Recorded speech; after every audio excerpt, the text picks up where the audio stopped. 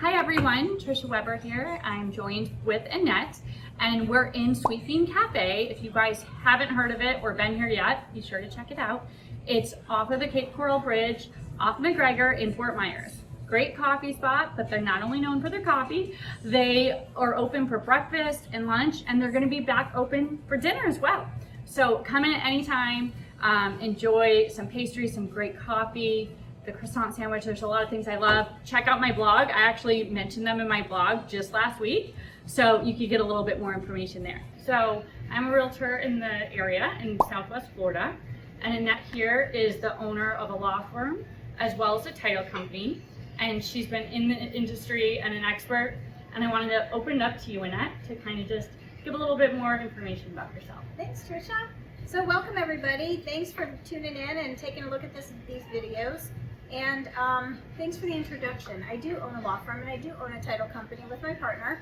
And I've been practicing in this industry locally for 19 years now. We wanted to kick it off, the first topic, and talk about the crucial dates around the closing process. So we have a number of those. A lot of times my buyers, so we're going to kind of talk about this from a buyer perspective, Okay. and what's important to them along the way. Of course, we see a home, they love the house, we're making an offer, and so we want to talk about that offer period, the acceptance, and getting into some of those critical dates in the contract. So you have someone who's interested in a property, you visit the property, and then you're ready to write an offer. Once the offer is written based upon what the buyer is interested in, we'll see if the seller agrees to it, and then eventually it'll go under contract. Now, once you're under contract, there are things that you need to pay close attention to. You need to look at, the offer goes in, and there's a provision in the form that you want to make sure that you are fully executed and under contract prior to the expiration of what's called the acceptance time period. If not, you as a realtor, you'll make sure that that's taken care of, but you don't want to be outside the time of the acceptance period. So I'm going to say number one is the deadline for your acceptance period. Buyer gives an offer, seller has a deadline to make a decision as to whether they're going to accept that offer or counter the offer. Okay? So a lot of times that could be written for a cash offer as a day or two. We want a quick answer. Maybe we give a little bit of a longer period if we know someone's out of town. Maybe we call and discuss it verbally first, but otherwise we're trying to get that agreement and get the signed contract back within a certain time frame, and that's outlined in the contract. My second important date that I would mention is you've got to make sure that the money that the buyer pays to the seller to be held to take the property off market is considered your escrow funds. You want to have the deadline for the escrow funds and make sure those escrow funds are placed prior to that expiration of the deadline. There can be one escrow deposit, there can be a second deposit, additional deposit, there can be a couple, but for the most part, I would say, do you see there's usually only one initial deposit? Correct. Yeah, we usually see one. Again, as you mentioned, there is places in the contract that we can write additional deposits, but I don't often see those used. The next one that I would say is you have to make sure that the title work on the property comes in not just timely, but preferably early, as early as possible. So when the title work comes in, we want to make sure that there's nothing that's difficult to overcome and ensure that the seller is able to provide clear title to the buyer. How much more detail would you like me to give on that bullet point? I think we're going to have to get back to that one because that'll be another class in itself. We can do a whole segment on that. Also, since this is very buyer-oriented segment that we're going to do, is that the buyer then has sufficient time to object to anything that comes through on the title commitment to make sure the buyer is ensured that they do get clear title from the seller. Perfect. All right, next one I would say, and this is very challenging because we have lenders that will say that they want a survey done. So if you have a cash deal, I will always recommend to buyers, even if it's a cash deal, that they should get a survey to know where the boundary of the property is for them. Sure. If it's going to be a financing deal and there's going to be a lender involved, of course there's going to have to be a survey. And so it's difficult because the form has language that says a survey has to be provided within 5 days prior to the closing. Now, I'm going to speak to you on this because we also know that the 5 days prior to the closing is an insufficient amount of time to get the survey, get it reviewed, and for there to be any objections to the survey, because the actual forms say that objections to the survey have to be dealt with the same manner that objections to title are.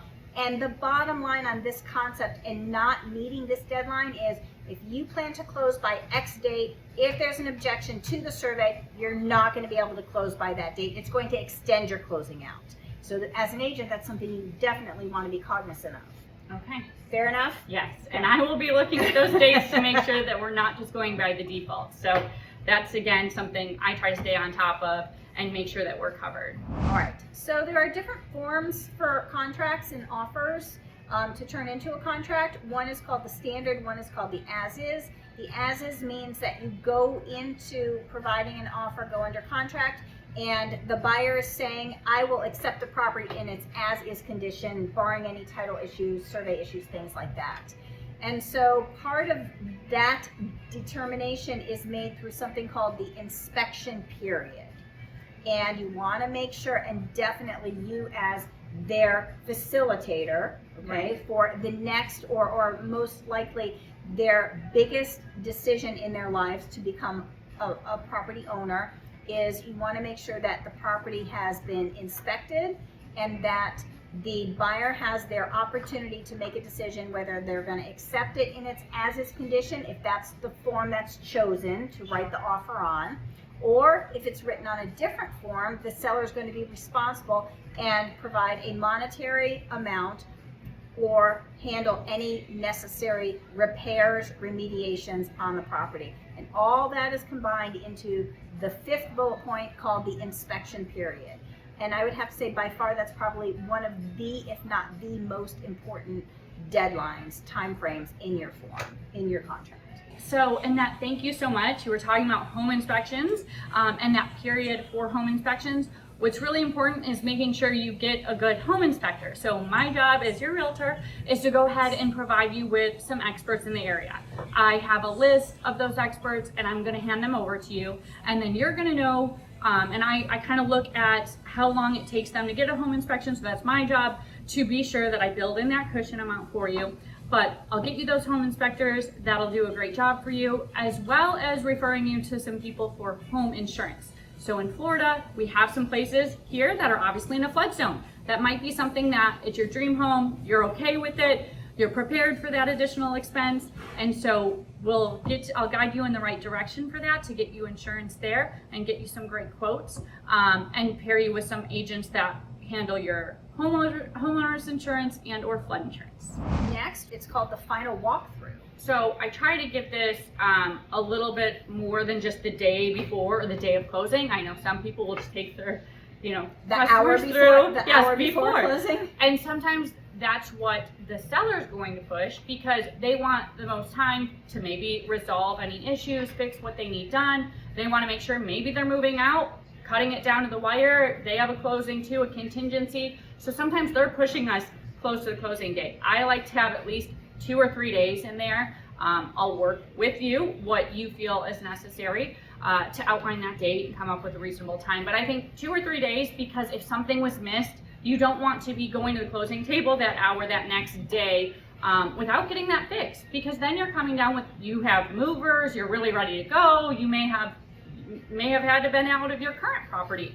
So try to give us 2 or 3 days before and go ahead and look at that property and make sure everything that was agreed to is done, that no other damage was done, something else didn't happen, and you're happy to go ahead and move forward with your closing. I think she nailed it. She nailed it. You need to make sure you do that final walkthrough. Yeah. Okay. Last item on our list, not meaning this is the only thing that goes into it. It's not this easy. I wish it were. Last bullet point is your closing date. And you want to make sure that your financing, if it's a financing deal, financing is all in order, that your title and closing agent's going to have their package ready for you to be able to execute, and all of the funds are wired. Well, if it's a cash deal, then there's only going to be one wire from you, the buyer, right? If it's not a cash deal, it's going to be a financing deal, and in that scenario, there will be potentially 2 wires coming, one from you as the buyer and one from your lender. And then all the funds need to be received, and then the package is going to be executed, and then hopefully all things will go smoothly and your buyer can move that afternoon or that morning, however it's scheduled, right? That's what we want to hear. Yes. So Tricia, let me ask you a question. is there something that you can do in your line of assisting buyers going through the contract process if they somehow find out throughout their inspection periods and in dealing with insurance that maybe the quotes that they receive for insurance are going to be too high for them for their budget? Then what do you do as their agent to be able to try to protect them and get them out of a situation, and then help them find another property that would be more financially acceptable for them? Great question. So I need to make sure before we write that contract and before we have an accepted offer that we cover that. So when writing that contract, there are a couple things I want to be sure that we have a way of getting you out of your contract. One of these being a high topic or a critical issue that could arise. So if that insurance comes back too high and it's out of your budget and you're not going to want to proceed with that home, I can actually add that under the additional terms to get you out of that contract with no penalty. So we also have other topics and issues that may arise. That could be something with financing. If maybe you can't get finance for that amount, that's also in the contract. Or it could be an interest rate. You're expecting an interest rate at a certain percentage and you can't get approved for that percentage, you're higher. And that, again, these things all impact your budget and what you're expecting to pay. And if we can't get you there, then you're not going to have any obligation to go ahead and move forward with that home, and we'll find you another one that's within your budget. All right, great. So Annette was just helping me talk through and share with some great information on 7 critical dates around the contract. And in doing so, there's a couple things we wanted to elaborate on. So Annette, as far as contracts go, there are default dates we know in the contract. Yes. And there's probably some reason for those dates to be in there. However, there's good reason to not just use the defaults. And we wanted to talk about a couple of those items in the contract that have defaults and why we would choose to change those dates and actually put in another date and not just leave it blank and use the default. Sure. That's a great idea, because understand defaults are just almost suggestions, and, Sure. and a lot of times there are agents that don't pay any attention to time frames. Right. And as we talked about in the last video, time frames are crucial to succeed in your transaction. So you never want to rely on default time periods. You want to look at your entire transaction as an overview and figure out if the time frames that you're going to write in the offer for your customer, that they're going to work. So you never want to rely on those defaults. Okay. So most important default time frames that are in there are going to be for financing, for escrow, for title work. And if you don't pay attention to those time frames as to what is reasonable, then that could cause a delay in the closing. And nobody, especially as the buyers, it might be their first home, nobody wants any title problems that are not addressed. Nobody wants any issues with regard to the survey and deadlines and things like that. They want to close, and they want to close at the time that their contract says they're going to close. Of course. And that falls upon you as their agent to make sure that you can overcome most if not all of those, right? Right. So let's talk about financing. Sure. Financing, you want to make sure that there's at least a reasonable time period where the buyer has been able to make their application and speak with a lender or some lenders, and the lenders are able to assist with approving their loan and then get everything they need to the title agent, closing agent, so that they can meet their closing deadline. So for financing, I would say it's reasonable on a financing transaction to be 25 to 30 days to close. I know you have a list of preferred people that you work with. Of course. Can you agree with the time frame that I just mentioned? Yeah. So we always want to give a little cushion, right? Because we want to make sure you're protected, that you can back out. I do work with a number of great expert lenders, banks, mortgage brokers, both, and they have some good turn times. However, you never know if the underwriter is going to take a look and you're going to get a stipulation. So pre-approvals are wonderful, right? You want to get an idea before we're shopping what you're looking at, what budget. However, until you go through underwriting, you don't really know, and there's many times things come back and you're going to need to provide additional detail. So I think those are great time frames. For financing. Correct. Okay. For things that need financing. What is your opinion on a cash transaction? So I can speak from a closing perspective. Sure. I can turn title pretty quickly. Of course. I can close a transaction, I would say 7 days, no problem, 10 days, no problem. What is your opinion and what are you seeing out in the industry now as far as cash transactions? So even with vacant land, we're still getting surveys, right? On homes. We're going to have a home inspection. You're getting other things done. We have an inspection period. So although you have the cash, title can be done, 7 to 10 days might make sense. I'm still seeing things a little bit longer to make sure that we have the inspection period, time to get that done, because most inspectors, at least currently in the market, are telling me to build in about 14 days. Oh, wow. Okay. So with a couple weeks, even if we can have title, we're gonna be looking a little bit longer, but we can be aggressive. If we know that home inspector can get that done and rush things for us, I would say 7 to 10 days might be plausible. Or the surveyor, if it's vacant land. Right?